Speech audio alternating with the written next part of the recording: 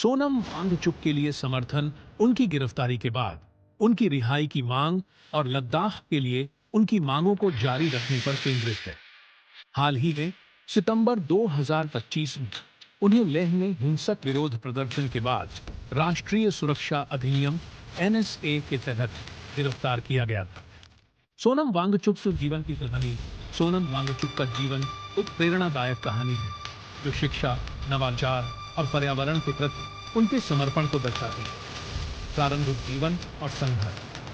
सोनम वांगचुक का जन्म 1966 लद्दाख के पुलेतो कपो गांव में हुआ। उन्होंने अपनी प्रारंभिक शिक्षा घर पर ही अपनी मां से प्राप्त की थी। जब वह 9 साल के थे तो वह पहली बार एक पारंपरिक स्कूल में गए, लेकिन उन्हें वहां की शिक्षा प्रणाली में तालमेल बैठाने में काफी परेशानी हुई क्योंकि वह अपनी मातृभाषा लद्दाखी में सहज नहीं थे। यह उनके जीवन का एक कठिन दौर था जहां उन्हें अक्षमता का सामना करना पड़ा। इस अनुभव ने उन्हें शिक्षा में बदलाव लाने के लिए प्रेरित किया। नवाचार और शैक्षिक सुधार। सोनम वांगचुक ने श्रीनगर के MIT से मैकेनिकल इंजीनियरिंग की। हालांकि उनके पिता इस फैसले से सहमत नहीं थे, जिसके कारण उन्हें अपनी पढ़ाई का खर्च खुद ही उठाना पड़ा। इंजीनियर बनने के बाद उन्होंने लद्दाख की शिक्षा व्यवस्था में सुधार के लिए काम शुरू किया।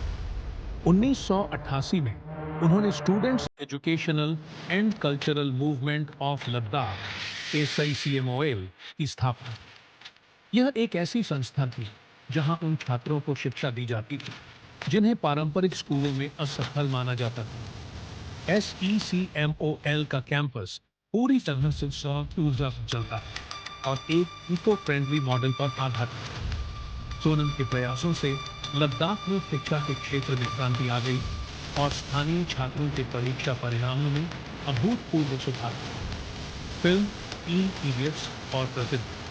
उनकी कहानी ने फिल्म निर्देशक राजकुमार हिरानी को प्रेरित किया और 2009 की फिल्म 3 इडियट्स में आमिर खान द्वारा निभाया गया किरदार पुनसुख वांगडू सोनम वांगचुक से प्रेरित। इस फिल्म के बाद सोनम वांगचुक को पूरे देश और दुनिया में एक इनोवेटर के रूप में पहचान मिली। पर्यावरण और सामाजिक कार्य। लद्दाख में पानी की समस्या को हल करने के लिए उन्होंने आइस स्तूप नामक एक अनूठी तकनीक विकसित की। यह तकनीक सर्दियों में पानी को बर्फ के रूप में इकट्ठा करती है और गर्मियों में धीरे धीरे पिघलती है, जिससे किसानों को सिंचाई के लिए आसान होता है। 2018 में उन्हें सामाजिक कार्यों के लिए रमन मैग्सेसे पुरस्कार से सम्मानित किया गया। राजनीतिक सक्रियता और वर्तमान स्थिति।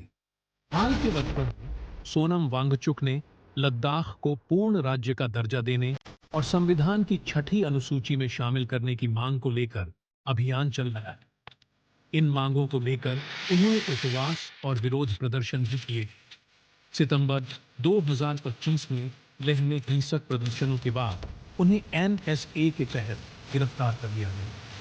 उनकी पत्नी ने सुप्रीम कोर्ट में उनकी रिहाई के लिए याचिका दायर की। सोनम वांगचुक की कहानी हमें यह सिखाती है कैसे एक व्यक्ति अपने नवाचार, शिक्षा के प्रति समर्पण और पर्यावरण संरक्षण के जुनून से समाज में एक बड़ा बदलाव ला सकता है।